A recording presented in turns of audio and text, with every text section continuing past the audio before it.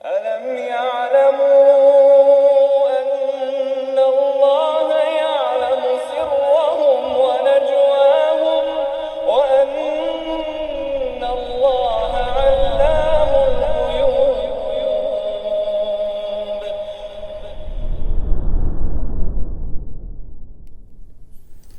بسم الله الرحمن الرحيم. السلام عليكم ورحمة الله وبركاته. إن الحمد لله نحمده ونستعينه ونستغفره ونعوذ بالله من شرور أنفسنا وسيئات أعمالنا. من يهده الله فلا مضل له ومن يضلل فلا هادي له. أشهد أن لا إله إلا الله وحده لا شريك له وأشهد أن محمدا عبده ورسوله لا نبي بعده. قال الله تعالى: يا أيها الذين آمنوا اتقوا الله حق تقاته ولا تموتن إلا وأنتم مسلمون. يا أيها الناس اتقوا ربكم الذي خلقكم من نفس واحدة وخلق منها زوجها وبث منهما رجالا كثيرا ونساء واتقوا الله الذي تساءلون به والأرحام إن الله كان عليكم رقيبا. يا أيها الذين آمنوا اتقوا الله وقولوا قولا سديدا يصلح لكم أعمالكم ويغفر لكم ذنوبكم ومن يطع الله ورسوله فقد فاز فوزا عظيما. فإن أصدق الحديث كتاب الله وخير الهدي هدي محمد صلى الله عليه وسلم وشر الأمور محدثاتها وكل محدثة بدعة وكل بدعة ضلالة وكل ضلالة في النار. Amma ba'd. Biiznillah ta'ala kita lanjutkan kajian kiat dan adab dan kiat dalam menuntut ilmu. Dan pada kali ini kita akan membahas seperti mulai halaman 67, Syekh. Sahih enggak? Ibnu Jurayj.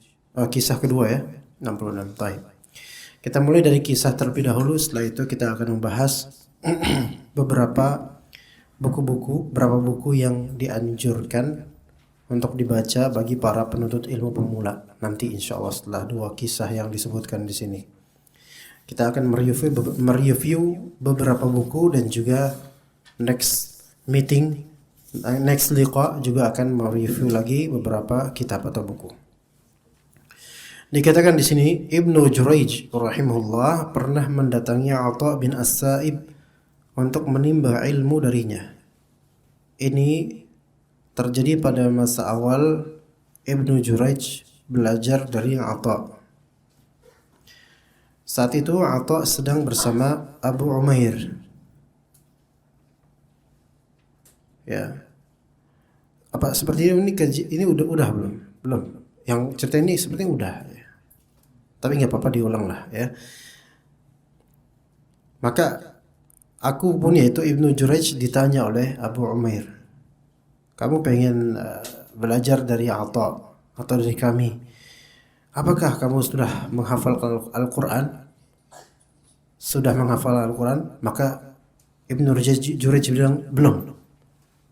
Kalau di zaman salaf ini, apakah kamu sudah menghafal Al-Quran? Maksudnya apakah kamu sudah hafal 30 juz? Itu maksudnya. Kalau sekarang pertanyaan seperti ini dianggapnya tafsirannya apa? Apakah kamu punya hafalan Al-Quran gitu? Standarnya beda, ikhwan. Standar di antara salaf, ulama salaf dengan standar sekarang. Ya, maka ditanya pas mau ke majelis ulama, belajar sama ulama, mulazamah sama ulama, ditanya dulu, kamu sudah khatam hafal Quran belum? Dia bilang belum. Kalau antum ditanya kayak gitu, kira-kira gimana? Belum dan will never. Insyaallah but will never. Apa artinya? Insyaallah tapi kayaknya nggak bakal deh ya. Kalau ngeliat kesalahan kita yang capek dengan pekerjaan. Walaupun seharusnya sih usahalah sedikit-sedikit baca hafalkan Al-Quran. Maka dijawab oleh Ibnu Jurayj belum. Maka Abu Umair berkata, pergi. Diusir dari majelis. Pergi. Hafalin Al-Quran dulu. Baru kamu kemudian datang. Setelah kamu hafal Al-Quran itu semuanya, Ayo datang menuntut ilmu. Jadi kalau zaman sekarang kira-kira gimana ya? Hah? Nggak ada. Ini kajian lemon, Anda ngajar lemon, antum nggak ada. Pulang antum semua. Iya. Harus hafal Quran dulu baru boleh ikut majelisnya Abu Umair dan juga majelis Atha bin As-Sa'ib rahimahumullah. Tapi Ibnu Jurayj ini bukan kayak kita. Ketika ditekan seperti itu, ya beliau lantas apa? Bersungguh-sungguh sekian lama sampai berhasil menghafalkan Al-Quran komplit. Kalau kita digituin, udah sombong banget jadi ustaz gitu kalau kita.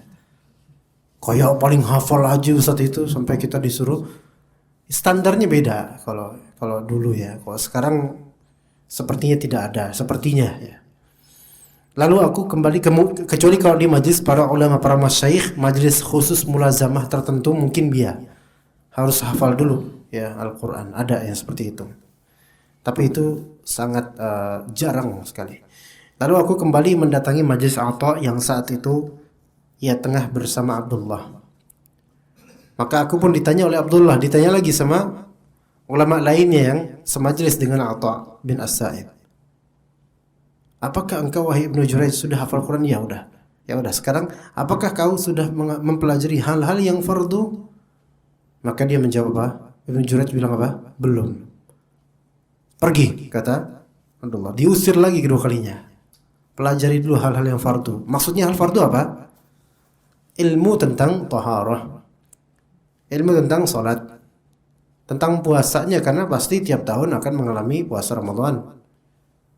Dan beberapa hal yang fardu dari agama, dari tauhid dan akidah. Diusir kayak gitu.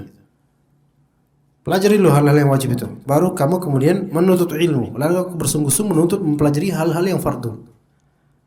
Kemudian aku pun kembali mendatangi majlis Atha. Maka Atha berkata kepada Ibnu Jurayj ini, nah, sekarang waktumu untuk belajar.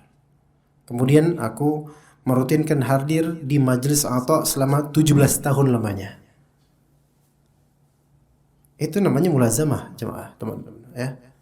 Sampai 17 tahun belajar sama guru ini gitu loh. Ya tidak menutup kemungkinan Ibnu Jurayj belajar juga pada guru lain, betul, tetapi beliau selalu belajar di majlisnya Atha dengan jadwal majlis Atha bin As-Sa'ib 17 tahun.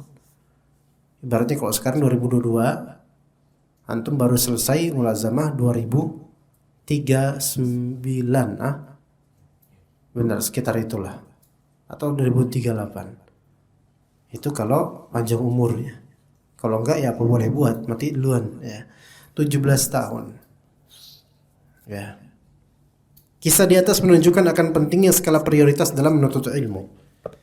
Antum melihat gak kalau dengan cerita begini saja, melihat gak ada kejanggalan?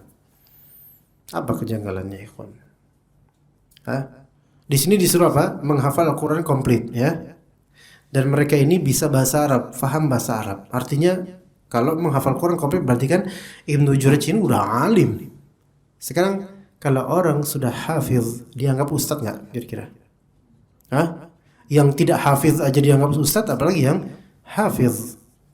Pakai jubah, kemudian kelihatan dengan tampilan ustadz dan dia hafiz. Sebelum namanya disebut ada gelar al-hafiz. Ya kan? Padahal belum tentu paham artinya. Kemudian di kedua kalinya diusir lagi, disuruh mempelajari ilmu-ilmu faraid. Padahal ini kan ke majelisnya Atha bin As-Sa'ib pengen ngapain coba? Pengen belajar apa pengen menjadiin air? Belajar. Tapi disuruh pulang untuk belajar. Faham nggak maksudnya sini, Khon? Faham ya? Kan mau belajar, kok malah disuruh belajar di luar apa? Siapa yang bisa menjawab jawaban dari kejanggalan ini? Ada sedikit sisa hadiah buat antum yang bisa menjelaskan jawabannya. Ayo, fadhol. Majelis duluan buat antum berarti ya. Ini Anda nggak ngasih tau beliau loh, beliau memang langsung gitu sendiri. Ya.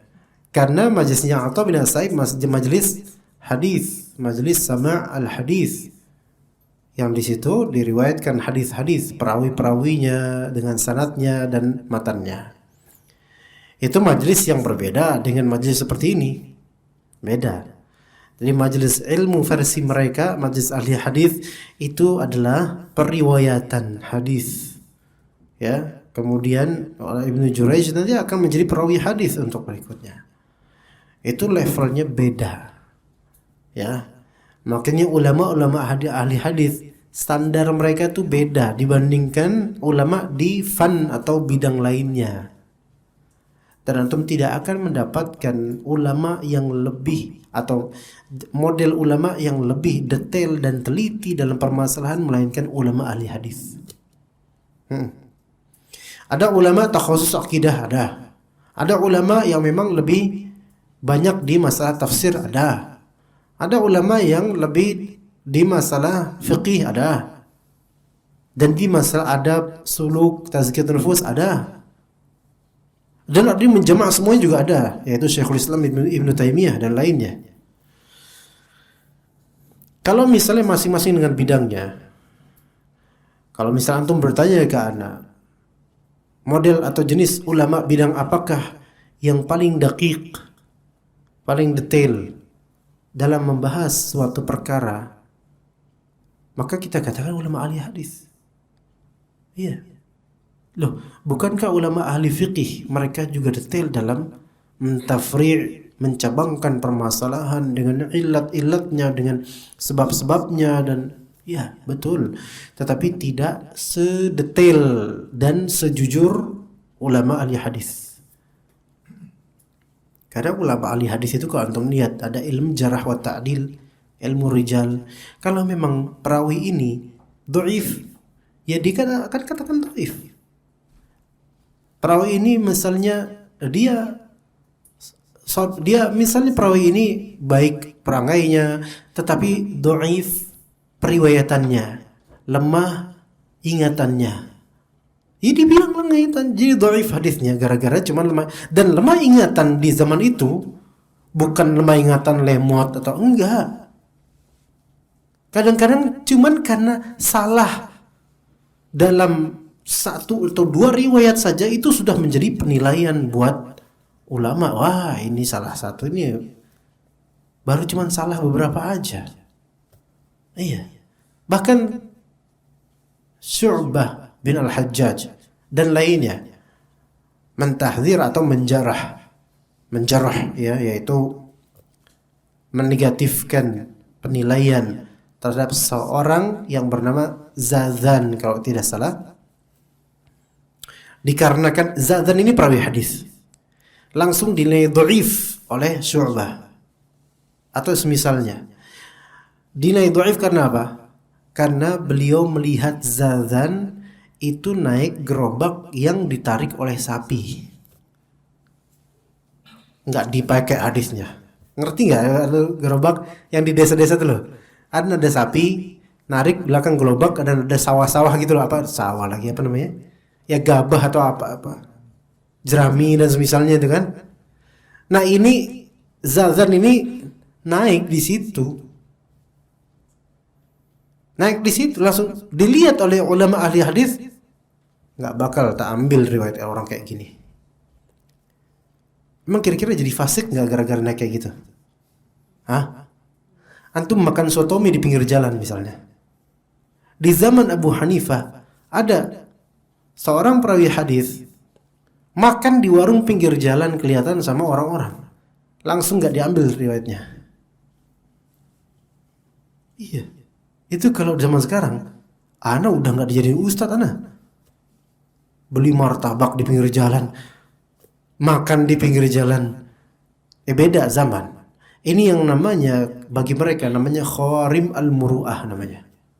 Khawarim al-muru'ah itu yaitu penurun derajat kewibawaan seorang perawi. Cuman gara-gara makan di pinggir jalan nggak diambil ilmunya. Ajib. Kira-kira menurut antum gimana? Suatu ketika antum melihat anak makan bakwan di pinggir jalan. Antum mau hadir nggak di majelis anak kira-kira? Atau antum juga joinan sama anak? Ustaz kok sendiri, Ustaz nggak ngajak-ngajak? Ayolah sini Ustaz, makan. Gitu. Atau misalnya antum ketemu anak di mall. Wih, Ustadz ke mall. Wah, nggak anak ambil ilmunya. Anak bilang ke antum, siapa juga yang mau ngajarin antum? Iya kan? Jadi makanya kata ulama, namanya kharim al-muru'ah. Ini memang bisa, yaitu perendah kewibawaan, itu memang bisa menjadi modal untuk menjarah atau menilai negatif terhadap seorang perawi, betul. Tetapi masalah muru'ah, kewibawaan, itu disesuaikan dengan konteks zaman dan tempat yang ketika itu berlaku. Yang mana itu sifatnya nisbi. Boleh jadi di daerah Asfahan, di daerah Iran, di daerah Irak ketika itu merupakan penghancur kewibawaan. Tapi di zaman sekarang biasa. Ustadz selfie itu menurunkan kewibawaan. Tapi di zaman sekarang gimana? Banyak gak ustadz yang selfie? Live streaming kayak gini selfie bukan? Hah? Antum kok bilang selfie anak bubar nih? Hah? Dan seterusnya. Ustadz kok punya channel YouTube sendiri? Ustadz kok punya akun WhatsApp, akun Facebook dan seterusnya. Dulu awal-awal Facebook ada, setelah Friendster itu kan beralih ke Facebook kan ya? Ada Friendster dulu kan, Friendster namanya. Kemudian jadinya Facebook, bukan jadi Facebook, ada Facebook. Di tahun 2010, 2009 itu masih banyak orang beranggapan Ustadz itu nggak layak punya akun Facebook. Ustadz tuh kerjaannya belajar ngajar, jangan Facebookan. Nah, sekarang banyak gak Ustadz punya Facebook? Fanpage Facebook ada yang sampai ratusan ribu pengikut, ada yang sampai 1 juta lebih ya. Apakah antum gak mau ngambil ilmu Ustadz tersebut karena dia punya fanpage Facebook? Ini namanya hal-hal seperti ini sifatnya apa? Nisbi. Begitu juga dengan hal kayak gini sifatnya nisbi. Nggak bisa zaman sekarang misalnya antum membuka majelis kemudian menyeleksi dengan seleksi yang luar biasa ketat. Yang hadir harus hafal 30 juz. Ya fadol kalau mau fadol. Sate santri kalau mau menerapkan seketat ini silahkan, anak nggak larang. Tapi jangan anak gurunya. Ya. Kira-kira ada yang ikut nggak? Nggak ada. Ada insya Allah ya. Dikit ya. 30 juz. Harus sudah hafal 30 juz dan fadol. Baru ikut majelis sama sanad Al-Quran misalnya. Atau minimal majelis tahsin. Nggak, ya udah jabar 30 juz masih majelis tahsin gimana? Ya. Gimana? Susah kalau sekarang. Apalagi di perkotaan Bekasi pula ya. Iya, athari. Ya, Bekasi itu athari ya. Karena bekas itu asar bahasa Arabnya. Jadi kalau ada fulan asari, berarti Bekasi dia. Karena bekas itu artinya asar ya. Bahasa Arabnya maksudnya. Itu yang kedua. Atau di sini bisa diambil faedah pentingnya skala prioritas dalam menuntut ilmu. Hafalin Al-Qur'an. Pokoknya ada modal lah gitu. Hafalan. Sehingga nanti ketika antum didorong dengan paksa atau sukarela menjadi imam, adalah surat yang antum baca. Selain surat-surat yang pendek yang membuat orang jenggot aja panjang, tapi ilmunya sependek kumisnya. Gitu. Adalah surat-surat yang mungkin seenggaknya kalaupun juz amma, jangan mentok-mentoknya di qul huwallahu ahad. Jangan kemudian ketika udah sulit salah, alternatifnya langsung otomatis ke qul huwallahu ahad. Kan banyak gitu tuh. Mentok mau terusin nggak bisa. Belakang juga nggak ngerti baca surat apa. Bismillahirrahmanirrahim. Qul huwallahu ahad. Ujungnya ke situ. Itu jumhur ya. Kebanyakan seperti itu. Ayolah modalkan hafal Quran. Ya. Ini kita nggak hanya menyarankan untuk penuntut ilmu yang mungkin dari kalangan umum yang biasa hari-hari bekerja. Anda menyaksikan sendiri ikhwan. Penuntut ilmu sekelas tulab Libya pun Anda menyaksikan sendiri karena Anda tulab Libya, Anda lulusan Libya, Anda tahu orang-orangnya, tahu ikhwan-ikhwannya dari berbagai madhab. Maksudnya madhab di sini hizb ya, dari ormas mana, dari partai mana, dan seluruh Anda punya teman semua itu. Dan betapa banyaknya dari kita-kita ini, maksudnya tulab yang sudah mempelajari kitab-kitab tebal masalah fikih itu, kitab Bidayatul Mujtahid fikih tentang khilafiyah dan seterusnya, wah, sampai diskusi, berdebat. Hafalan Qurannya mana? Paling berat ngapalin Quran bagi mereka. Paling berat, udah kayak orang munafik. Ilmu hanya untuk jidal, perdebatan, diskusi. Tapi menghafal Al-Quran gak seberapa. Gimana ini? Padahal usulnya ilmu dari Al-Quran dan Sunnah. Ya, dan ilmu itu ada di qalbu dengan hafalan pada asalnya. Adapun dengan membaca ilmu juga insya Allah, tetapi itu bukan sesuatu yang makbut. Makbut itu sesuatu yang dipatenkan gitu. Di qalbu dengan hafalan. Hafalkan Al-Quran semampunya gitu. Tapi ini enggak. Bahkan lebih memilih menghafalkan matan dibandingkan Al-Quran. Ajaib. Sebagian pesantren bukan pondok tahfiz, terjadi taksir dan peremehan dan juga tafrid terhadap hak Al-Quran. Assalamualaikum warahmatullahi wabarakatuh. Terhadap hak Al-Quran. Yaitu murid-muridnya dibimbing supaya lebih menghafalkan matan kitab, matan ilmiah, Ajrumiyah, Waraqat, Baiquniyah dan seterusnya. Itu bagus. Tetapi ayo hafalannya mana? Enggak, kosong melompong atau paling juz amator. Baik, ada pula pesantren walaupun bukan pesantren tahfiz, mentargetkan tulab untuk menghafal Al-Quran, tetapi hafalan yang diserpihkan dari juz per juz, dan itu hanya sekelumit dari bagian satu juz hafalin bagian ini, juz 2 hafalin bagian ini, juz 3 hafalin bagian ini saja, supaya nanti kelak jadi imam dianggap apa? Hafal 30 juz. Dan itu waqi', ikhwan.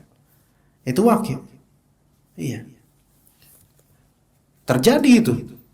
Juz pertama maka dipilih, kama arsalna fikum rasulan minkum yatlu alaikum ayatina wa yuzakkikum wa yuallimukumul kitaba wal hikmah wa yuallimukum ma lam takunu ta'lamun fadhkuruni adhkurkum washkuru li wa la takfurun ya ayyuhalladzina amanu ista'inu bis sabri was salah innallaha ma'as sabirin wa la taqulu liman yuqtalu fi sabilillahi amwat bal ahya'un walakin la tash'urun.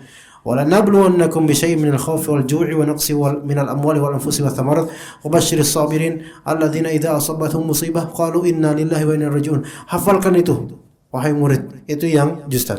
Juz 2 nanti cari ayat yang relevan untuk dijadikan sebagai menjadi imam supaya jemaahnya syahdu wah. Nah, kalau bisa ayat-ayat yang sedih, ayat-ayat yang populer sering kedengeran. Itu tiap juz dipilih. Jadi bukan Al-Quran komplit, bukan. Yang wajib bagi mereka hanya apa? Yang penting hafal Yasin. Jadi intinya itu belajar buat apa? Buat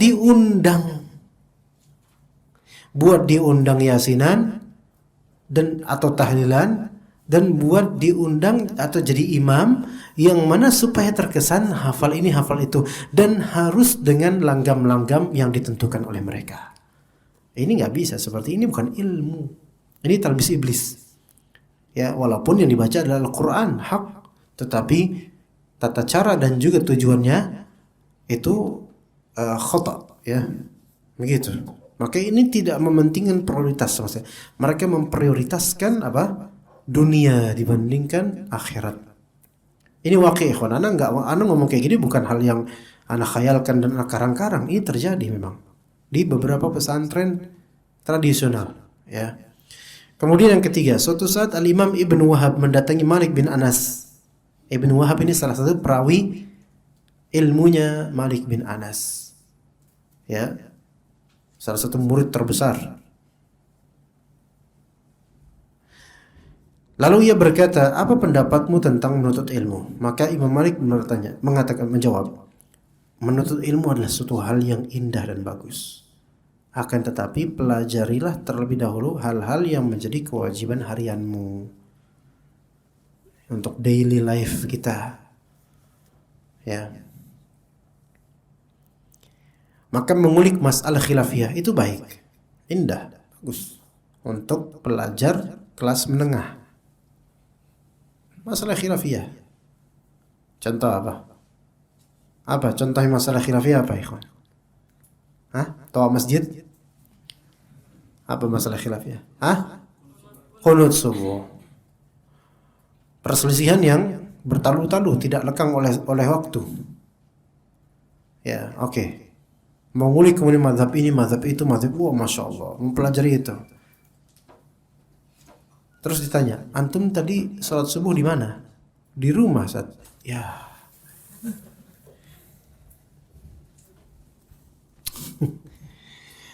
Artinya ilmu hanya pembahasan bagi orang-orang seperti ini. Tidaklah suatu pengamalan. Pelajari terlebih dahulu hal yang menjadi kewajiban harian. Bahkan ada seorang dosen di tanah Arab sana, ahli dalam usul fiqih, ahli dalam ilmu-ilmu yang detail sekali, Masya Allah. Suatu ketika muridnya bertanya kepada dosen besar ini, ya Syekh, saya mau nanya, kira-kira nanti di kubur kita akan ditanya apa? Bingung dia jawabnya. Dosen ini bisa mengetahui banyak perkara syariah dari fikihnya, usulnya dengan detail. Tapi ditanya nanti di kubur kita akan ditanya apa? Antum tahu jawabannya kan? Enggak tahu juga dah. Jawabannya pertanyaan 3 kan? Ini sekali beliau enggak tahu.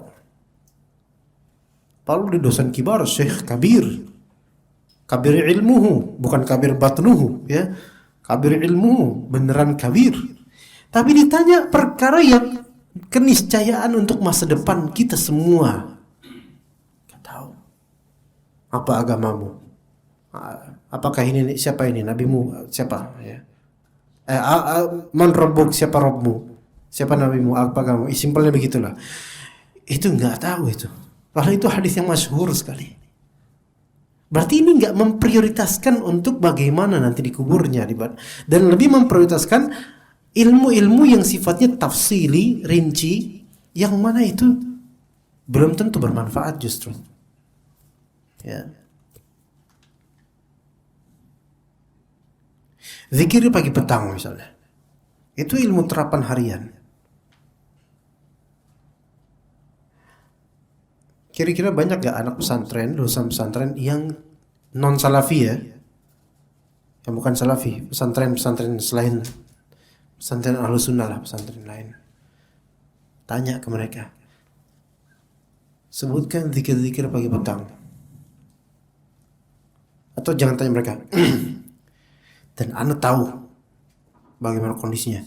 Sebagian lulusan dari kampus kami yang masih mencengkram akidah Asy'ariyah dan semisalnya. Akhi, coba zikir pagi petang sebutkan 6 aja lah. Atau 5 aja. Gak tahu. Semester 8 gak tahu. Lulus di via LC Sinta News and Talk ya. Gak tahu. Ini kalau ngomongnya LC juga nggak apa-apa. Kalau antum bukan LC jangan ngomong gitu. Ntar antum di demo nanti. Ya, nggak tahu. Terus belajar apa selama ini? Oh, kami belajar Bidayatul Mujtahid, kami belajar kitab ini. Sebutin kitab kita. Itu beberapa teman seperti itu. Waktu kami belajar dulu Bidayatul Mujtahid, waktu membanggakan kitab-kitab berat yang dipelajari. Tapi coba antum tanya hafalan zikir harian pagi petang, banyak yang tidak tahu atau belum hafal. Pertama mungkin karena kurang ilmu, dan kedua tidak diamalkan. Dan ini real ya kawan, ini real. Ini nyata. Ini kok kenyataan thalibul ilmnya dan calon ustadznya dia kayak gini kawan. Ya, dan ini nyata ini. Ini bukan dongeng atau apa. Dan Anda melihat sendiri Begitu. Karena namanya majelis ilmu yang sifatnya akademik itu adalah hanyalah akademisi. Belum tentu orang yang atau talib yang di dalamnya betul-betul ngerti ilmu atau ngerti tujuan ilmu atau mau mengamalkan ilmu, belum tentu. Ya, belum tentu. Begitu. Karena ya terkadang ada di antara penuntut ilmu yang Anda dapati mereka tidak mengetahui beberapa hal yang remeh. Kayak waktu itu kita sebut Al-A'mash, ya. Ingin gak cerita Al-A'mash yang jenggot sampai 4.000 hadis bisa menampung 4.000 hadis? Masih ingat ikhwan cerita itu? Atau ingatnya 4.000 hadis numpang di jenggot doang? Ya kan? Jadi ada seorang pria syekh bertanya kepada Al-A'mash masalah yang sepele dalam sholat, maksudnya masalah yang semua orang dari jahilnya sampai alimnya tahu artinya, tahu jawabannya, tapi ke orang ini masih nanya padahal penampilan dan perawakannya udah kayak syekh kabir, ilmunya tinggi. Maka kata Al-A'mash apa bilang, lihatlah orang ini, jenggotnya itu sanggup menanggung hafalan 4.000 hadis, tapi pertanyaannya kayak anak kecil yang baru belajar TPA. Ini Al-A'mash bukan bermaksud ngecengin doang, ya, bukan masuk ngecengin, tapi apa? Memberikan ibrah pada kalian semua. Jangan cuma penampilan doang, diperbaiki ilmunya dong, ya. Gitu. Tidak diragukan lagi bahwa ini merupakan pintu masuk syaitan. Bukankah merupakan suatu hal yang aneh bagi penuntut ilmu jika mereka tidak mengetahui perkara-perkara yang senantiasa mereka lalui setiap pagi dan petangnya sebanyak 5 kali? Zikir-zikir setelah salat. Banyak kan zikir-zikir bid'ah setelah salat? Ya, bertaburan. Ya. Sampai di satu masjid belakangan ini, mungkin 2 pekan lalu atau 2 pekan lalu, Anda melihat sendiri salah satu jemaah kita, bukan jemaah Ahlussunnah, bukan jemaah Salafi, bukan, di suatu masjid yang ada zikir berjamaah setelah salat berjamaah. Habis Allahu Akbar gitu kan. Kemudian ada afdhalul dzikri fa'lam annahu la ilaha illallah, gitu kan ya? Persis kan? Iya. Bukan ana fa'ilnya, ana bukan pelaku. Ana penderita, ya, korban, ya.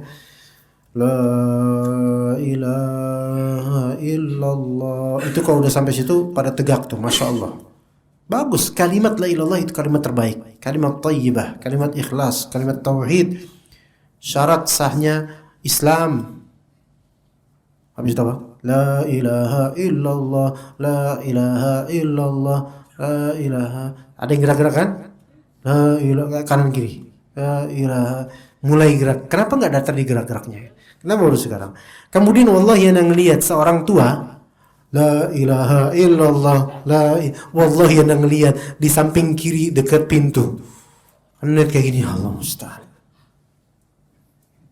sampai la ilaha illallah sambil gini, menikmati, enjoy. Masya Allah, dakwah ini masih panjang rupanya. Anda mau ngapain coba?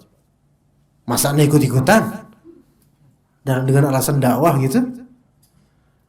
Masya Allah, seperti itu, dengan cara-cara seperti itu bid'ah, dan mereka nggak tahu kalau itu bid'ah dengan cara seperti itu. Apalagi kalau udah alot, udah usia senja, malu kita mau apain? Bentar lagi maghrib nih orang, gimana ya? Pak, maaf Pak, itu tidak ada sunnahnya. Wah, antum langsung dikecam. Apalagi ternyata diketahui misalnya dia orang DKM, udah kena nanti. Masya Allah, masih seperti di kota di Jatimur nih. Iya, sampai kayak gitu.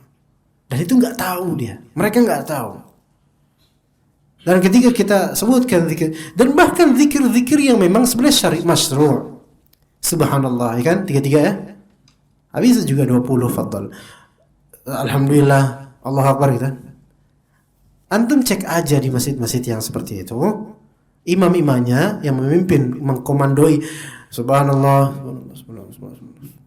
Antum belum sampai 33 ikhwan, antum udah di-cut duluan, baru 15 udah dipotong nih. Oh, alhamdulillah. Anda tuh sampai pelototin dari belakang tuh, lu baca apaan sih? Dan dia baca, cuman kerasnya pas alhamdulillah. Pakai tasbih. Jadi yang penting nih speednya ini, masya Allah nih. Berapa Mbps nggak tahu. Allahu Akbar. Pengen timpuk ini, belum, bentar dulu lah Pak. Allahu Akbar, Allahu Akbar. Dengan dengar sendiri. Allah Akbar, udah buyar dah semuanya dah nggak jadi dah. Kita mau zikir pun kalau bisa sendiri-sendiri pun udah kedengaran suara imamnya yang udah membuat kita tuh terbawa suasana mangkel namanya. Dan mereka nggak tahu itu. Terus selama itu zikir itu seperti itu, hanya tasbih simbolis mata. Lisannya itu ada yang kayak gitu,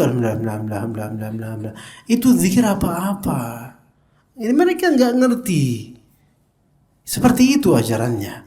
Jadi yang prioritas seperti ini seringkali diremehkan. Malah justru yang bukan prioritas itu malah yang didahulukan. Ya. Ini azan apa ini, kawan? Azan. Beneran azan? Kita belum sampai ke tema sebenarnya ini. Gimana kalau kita daurah sekalian 2 hari sekarang? Belum nggak pulang berarti ya. Azan berarti ya. Ayo azan, fadl.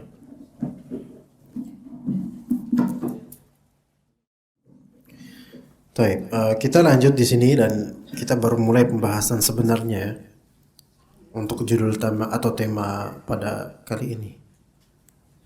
Atau tema sebenarnya yang dijadwalkan oleh Bang Win itu prioritas dalam menuntut ilmu ya. Betul ya? Oke. Baik, berikut ini adalah buku-buku yang kami anjurkan untuk dibaca bagi para penuntut ilmu pemula. Mungkin Anda akan membahas 1, 2, 3 saja. Tafsir Al-Syekh Abdurrahman bin Nasir As-Sa'di rahimahullah. Ya, Taysirul Karimil Mannan fi Tafsir Kalamir Rahman. Atau disebut juga Tafsir As-Sa'di. Ini merupakan kitab tafsir yang sangat baik. Ya, untuk tempo kontemporer, untuk kekinian. Ini kitab yang sangat baik, luar biasa. Mudah penyajiannya. Terpercaya, maksudnya muathaq, terpercaya maksudnya adalah dari segi akidah lurus gitu loh, sehingga antum tidak perlu khawatir tentang tafsir ini, karena tidak semua kitab tafsir itu layak untuk dipelajari talibul ilm, terutama pemula. Tidak bisa ditelan bulat-bulat untuk segalanya. Imma karena masalah thiqahnya atau tidak thiqahnya, imma karena latar belakang mufassir ini, mazhab atau akidahnya, masalah akidahnya menyimpang dari Ahlus Sunnah. Ya, bisa, itu satu sebab, faktor pertama. Dan sedikit akidah boleh jadi ada yang menyimpang di antara ahli tafsir. Kedua, imma sebenarnya akidah yang selamat, hanya saja memperbanyak mukthir dalam masalah Israiliyat, cerita Israiliyat diperbanyak di dalam kitab-kitabnya. Ya, itu faktor kedua, ketidakamanan ya dalam beberapa kitab tafsir. Itu yang kedua. Ya, jadi pertama faktor latar belakang mazhab. Yang kedua yaitu apa tadi? Dari segi apa, ikhwan? Israiliyat. Ditaburkannya Israiliyat, kisah-kisah Israiliyat dalam kitab tersebut. Ya. Itu dua poin di antara sekian poin yang Anda ingat. Jadi kethiqahan atau hal yang langsung bisa kita percaya bulat-bulat itu hanya di beberapa kitab tafsir yang memang betul-betul latar belakangnya betul-betul Masya Allah, akidahnya selamat Insya Allah, Dan ini bukan berarti meremehkan ahli tafsir yang memiliki beberapa permasalahan dalam masalah akidah, bukan. Mereka ulama fudhala, tetapi ada harus kewaspadaan akan pada talibul ilm membaca sebagian kitab mereka. Dan ada juga selain itu kitabnya bersih dari Israiliyat. Ini bukan berarti Israiliyat tidak boleh dihikayatkan. Ya, Rasulullah SAW mengatakan hadithu, silakan ceritakan tentang Bani Israel. Tidak apa-apa. Wala haraj. Dan selama tapi tidak langsung di bulat-bulat kita yakini kebenarannya. Boleh jadi benar, boleh jadi salah. Israiliyat. Adapun yang tadi pertama di antara kitab tafsir yang latar belakang mazhab akidahnya itu ada permasalahan, itu biasanya dari kalangan Asy'ariyah, Maturidiyah, Mu'tazilah. Beberapa tafsir yang ulama Asy'ariyah dan mereka ulama yang fudhala, mereka ulama yang memiliki keutamaan. Walaupun memiliki juga hal yang dibantah oleh sebagian ulama Ahlus Sunnah. Di antaranya tafsir Ar-Razi tentu. Di antara tafsir besar yang banyak faedahnya, hanya saja ada pula kesalahannya. Dan beliau imam besar dalam mazhab Asy'ariyah. Sampai ada tidak tahu pakai Ibnu Hayyan atau lainnya yang mengatakan seperti ini. Tafsir Ar-Razi, kullu syai fihi illa tafsir. Arti enggak artinya? Tafsir Ar-Razi itu 30 ada Anda punya kitabnya. Ada yang versi 30 jilid. Tulisannya kecil-kecil. Ini boleh dikatakan kitab tafsir terpanjang yang Anda pribadi punya, paling banyak kalimatnya, paling panjang. Paling pertama setahu Ana, dalam pengetahuan Ana, setahu Ana aja, yaitu Tahrir wa Tanwir karya Tahir Ibnu Ashur. Kemudian tafsir Ar-Razi ini panjang. Al-Fatihah itu sampai ratusan halaman. Tafsir surat Al-Fatihah. Tapi bahasanya banyak berbelit, benar. Karena ahli kalam. Sampai Ibnu Hayyan atau lainnya mengatakan tafsir Ar-Razi kullu syai' fihi illa tafsir. Tafsir Ar-Razi segala sesuatu ada di tafsir ini kecuali apa? Tafsir. Segala sesuatu ada di dalamnya kecuali tafsir. Iya. Kayak orang gila. Segala sesuatu ada pada orang ini kecuali keorangan gitu loh. Jadi seperti ruh tafsirnya hilang. Yang ada tuh filsafat, mantik gitu, tapi ini berlebihan, kalimat mubalaghah, berlebihan. Enggak, tetap banyak manfaatnya, hanya saja banyak muakhadzat, yaitu hal-hal yang perlu ditinjau kembali. Ya. Juga kemudian hadir ada tafsir Al-Baydawi. Ya, yang merupakan kompilasi dan talkhis dari 3 tafsir. Ya, tafsir. Dan ini Asy'ariyah.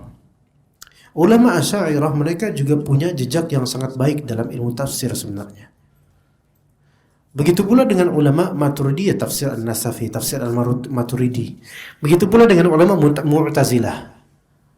Dan paling masyhurnya ulama Mu'tazilah di kalangan ahli tafsir yaitu Az-Zamakhsyari. Az-Zamakhsyari, tafsir Az-Zamakhsyari. Itu Mu'tazili kental itu. Sampai dihikayatkan Az-Zamakhsyari ini suatu ketika bertamu ke ulama lain, ngetuk pintu ulama lain. Assalamualaikum. Waalaikumsalam. Siapa di luar? Az-Zamakhsyari Al-Mu'tazili gitu ya. Bangga dia kayak gitu. Iya. Antum boleh kayak gitu? Boleh. Fadhal. Misalnya. Assalamualaikum. Waalaikumsalam. Siapa di luar? Winarto Sururi misalnya. Penerima dana Ihtiras misalnya. Fadhal.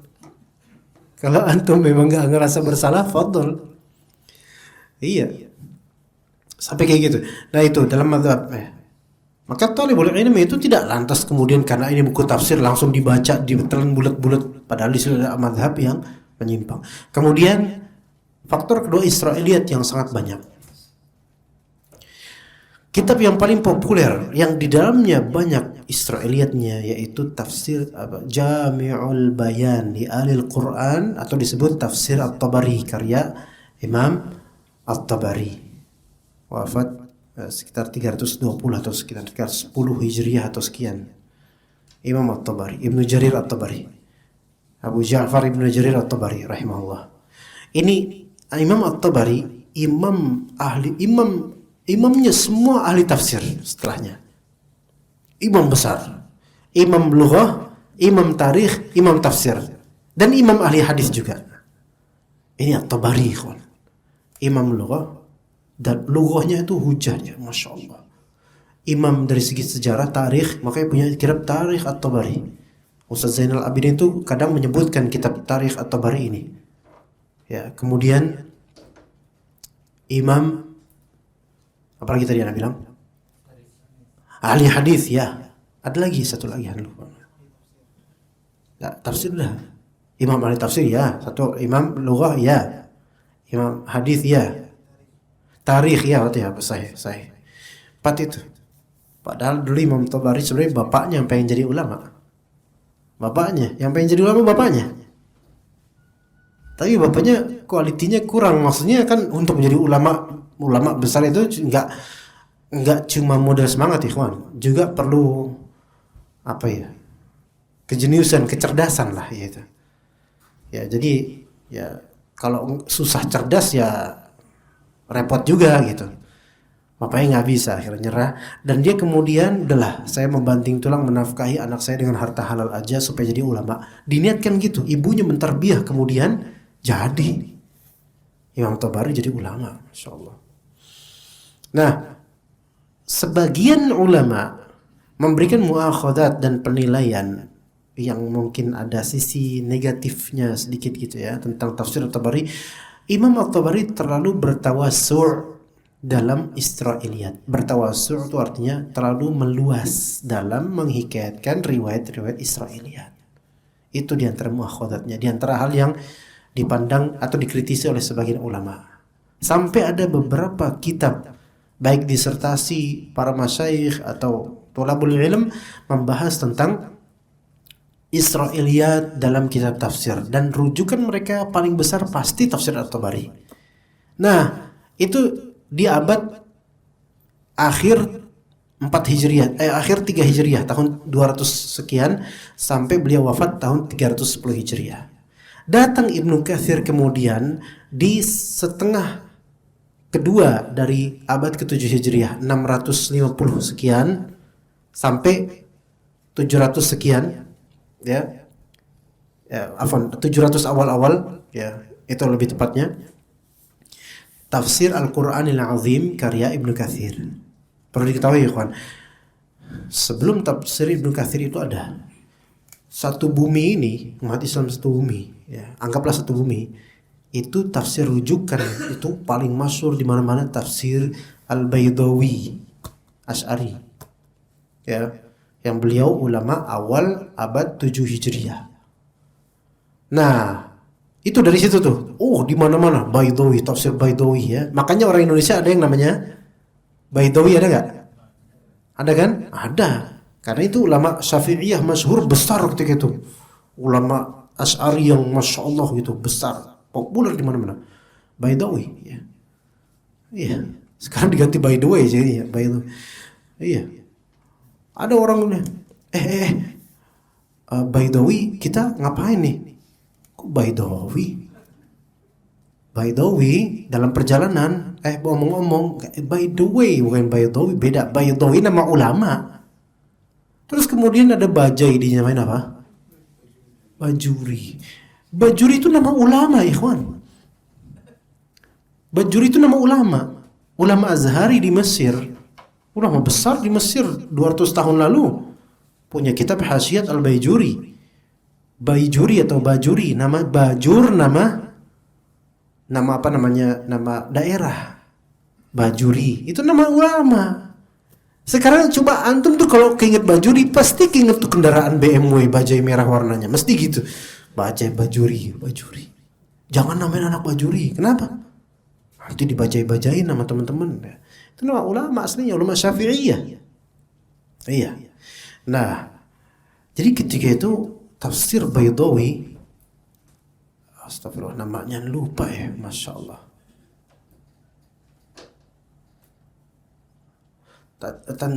Tanzil Anwar. Allah. Ana lupa namanya, Tanzil Anwar apa? Tafsir Al-Baydawi namanya. Disebutnya tafsir Al-Baydawi. Allah musta'an. Ana lupa. Terus kemudian ketika lebih populernya, nah, Ibnu Katsir. Nah, Ibnu Katsir ini Ahlus Sunnah dari kalangan Syafi'iyah juga. Nah, beliau Masya Allah ahli tarikh Ibnu Katsir, ahli tafsir Ibnu Katsir, ahli hadis Ibnu Katsir, ahli hadis. Ya, hanya Ibnu Katsir dalam masalah fikih itulah yang nggak terbit buku-bukunya. Taib. Ibnu Katsir kemudian membuat kitabnya tafsir Ibnu Katsir, dan itu bisa dikatakan boleh jadi itu apa ya, jantungnya tafsir salaf gitu. Setelah tafsir Ibnu Katsir muncul, beralih kemudian tafsir Al-Baydawi mungkin masih dipakai oleh kalangan Asy'ariyah, tapi dunia beralih. Bisa dikatakan oleh sebagian para masyayikh mengatakan tafsir yang paling laris sejak zaman penerbitan awalnya tafsir Ibnu Katsir. Iya, benar kan? Dan antum bisa membuktikan itu sampai sekarang. Terjemahan tafsir yang paling banyak modelnya tafsir apa? Ibnu Katsir. Bukan tafsir Al-Jaizi, nggak ada. Tafsir Ibnu Katsir. Ya kan, anak kan udah menjelaskan di antum waktu itu ya, kapan ya? Tafsir Ibnu Katsir antar cetakan di Indonesia udah pernah ya? Itu pun belum semuanya disebutkan karena ada beberapa di cetakan lama dulunya. Tafsir Ibnu Katsir cetakan tahun yang kertasnya masih coklat terus baunya bau kayu itu loh. Itu juga dulu ada tafsir Ibnu Katsir. Masya Allah. Sejak penerbitannya, maksudnya dari penulis masih hidup tahun 700-an Hijriyah, sejak itu mulai dunia beralih kiblatnya ke tafsir Ibnu Katsir sampai sekarang. Begitu. Nah, tafsir Ibnu Katsir itu sebagian orang menuding tafsir Ibnu Katsir itu, ini gimana? Ini selesai apa gimana? Rampungin bentar ya. Jangan jam 8 kelamaan, anak-anak juga mau pulang. Nah, ngomong apa tadi ikhwan? Sebagian kemudian menuding tafsir Ibnu Katsir ini, sebenarnya bukan menuding ya, bahasanya apa ya? Memberi kesimpulan yang sebenarnya tidak tepat. Tafsir Ibnu Katsir ini sebenarnya talkhis atau ringkasan tafsir At-Tabari. Anak punya tafsir At-Tabari, punya tafsir Katsir, semua punya, alhamdulillah. Tafsir At-Tabari yang dia anak cetakan Al-Hajar Saudi, cover merah, 22 atau 24 jilid tebal segini tafsir At-Tabari. Segini ikhwan, antum baca sampai mati itu enggak selesai itu. Dan itu tafsir At-Tabari itu beliau enggak nulis. Segitu ribuan halaman enggak nulis. Apa? Rekam MP3 gitu? Enggak. Mendikte ke murid-muridnya. Enggak nulis, enggak baca. Dan tafsir At-Tabari itu semua itu dalam satu ayat. Itu isinya athar-athar para salaf dengan seluruh sanadnya. Padahal sanad haddatsani fulan an fulan, haddatsana fulan akhbarana fulan, qal arti lafal misalnya wasaqahum. Artinya ini. Dah gitu dong, tafsirannya gitu dong. Yang panjang apa? Sanadnya panjang. Dan itu nggak ngelihat buku kitab, nggak ngedikte aja. Dalam ayat ini ada ikhtilaf, ada 3 pendapat. Pendapat pertama ini, menurut kedua ini, menurut ini. Pendapat yang mengatakan pendapat pertama riwayatnya begini. Hadatsana ini qala hadatsana gini qala hadatsana gini qala ini. Pendapat kedua begini, kesimpulannya. Hadatsana gini hadatsana gini. Wah, gitu. Seperti itu, ikhwan. Dan orang biasa kayak kita nggak bakal tahan baca seperti itu. Telah menceritakan kepada kami, dikit-dikit telah menceritakan, nggak tahan kita. Ibnu Katsir dikatakan, disimpulkan oleh sebagian pihak, Ibnu Katsir itu hanya kerjaannya hanya apa? Mentalkhis, meringkas, memotong semua sanad dan hanya menyimpulkan saja dari qail dengan qaulnya saja. Sanadnya dipotong semua. Artinya Mujahid, Qatadah dan Ibnu Jurayj berkata gini kan gitu di tafsir Ibnu Katsir. Antum menemukan banyak nama-nama salaf di Ibnu Katsir, di tafsir Ibnu Katsir banyak itu. Itu ringkasan semua memang. Tapi pernyataan bahwasanya tafsir Ibnu Katsir yang panjang itu hanyalah ringkasan itu tidak tepat. Karena Ibnu Katsir di situ juga menawarkan beberapa pemikiran beliau dan tafsir beliau dan pandangan beliau dan beberapa cerita mungkin atau beberapa hadis yang beliau idhofahkan dalam tafsir tersebut yang tidak ada di tafsir At-Tabari. Maka tafsir Ibnu Katsir ada tafsir Ibnu Katsir, bukan ringkasan tafsir At-Tabari. Memang di tafsir Ibnu Katsir antum akan temukan qala Ibnu Jarir, berkata Ibnu Jarir. Siapa Ibnu Jarir? At-Tabari. Berkata Ibnu Jarir, berkata Ibnu Jarir. Sering antum lihat aja sendiri. Tapi itu tidak menjadikan tafsir Ibnu Katsir hanyalah ringkasan dari tafsir At-Tabari, melainkan dia tafsir berdiri sendiri, mengambil istimdad materi banyak dari At-Tabari dan mengembangkannya dengan pengembangan yang berkah sekali sampai sekarang. Masya Allah, tafsir Ibnu Katsir itu semua madhab, semua kalangan dalam kaum muslimin menerimanya, dan itu tidak mudah. Sekarang coba tafsir As-Sa'di. Yang tahu tafsir As-Sa'di siapa? Salafiyin doang. Antum tanya aja sama orang-orang Ahlus Sunnah versi short, tanya aja ke mereka, tahu tafsir As-Sa'di nggak? Hah? Siapa? As-Sa'di? Hah? Baru dengar. Bahkan di kalangan salafiyin aja belum tentu kita ngerti tafsir As-Sa'di yang mana. Tafsir Syekh Utsaimin ada, dicetak oleh muassasah Yayasan Syekh Utsaimin. Dan itu banyak tuh, Masya Allah. Hasil dari durusnya, kajian rutin tafsir, ditafrigh oleh murid-muridnya, ditahqiq, kemudian jadi buku besar. Surat Al-Baqarah 3 jilid, tafsir surat Al-Baqarah Syekh Utsaimin 3 jilid, gede-gede 3 jilid. Al-Baqarah doang. Ali Imran 2 jilid, An-Nisa 2 jilid, Al-Maidah 2 jilid. Anda punya itu? Siapa yang kenal itu? Cuman salafiyin doang, itu pun beberapa doang yang mau beli. Tapi tafsir Ibnu Katsir di Indonesia misalnya, coba NU nerima nggak tafsir Ibnu Katsir? Nerima banget. Selain karena Syafi'iyah juga, sama-sama Syafi'i mazhabnya. Ya. Muhammadiyah nerima. Al-Irsyad nerima. Persis nerima kan? Semua nerima gak ini ikhwan? NU nerima, Muhammadiyah nerima, Al-Irsyad nerima, Persis nerima. Sate santri? Hah? Saya. Iya, ormas itu. Ormas Covid ya. Ya sebagian orang bilang, lihat tuh gak ada yang maskeran, Masya Allah. Per 5 Maret Covid menurun, hilang masker di sate santri. Masya Allah. Udah derajatnya bukan LC, bentar lagi MA lulus antum. Masya Allah, ajaib. Cuman ini doang ya maskeran. Ini pun murid baru. Antum pengaruhi besok nggak datang nggak maskeran ini. Iya, lihat aja. Hati-hati di sini banyak toksik, di sini banyak racun. Iya. Toy. Hah? Iya. Lihat aja. Melazimkan diri dengan jemaah lah. Jangan mukhalif, jangan menyelisihi jemaah. Tapi ada pedoman, ketika semua orang telanjang dan antum berpakaian, maka semua yang telanjang itu akan melihat antum itu salah. Iya, gitu. Anda nggak ambil antum di sini. Ya, cuman Anda mengkhawatirkan keselamatan masa depan antum aja. Iya.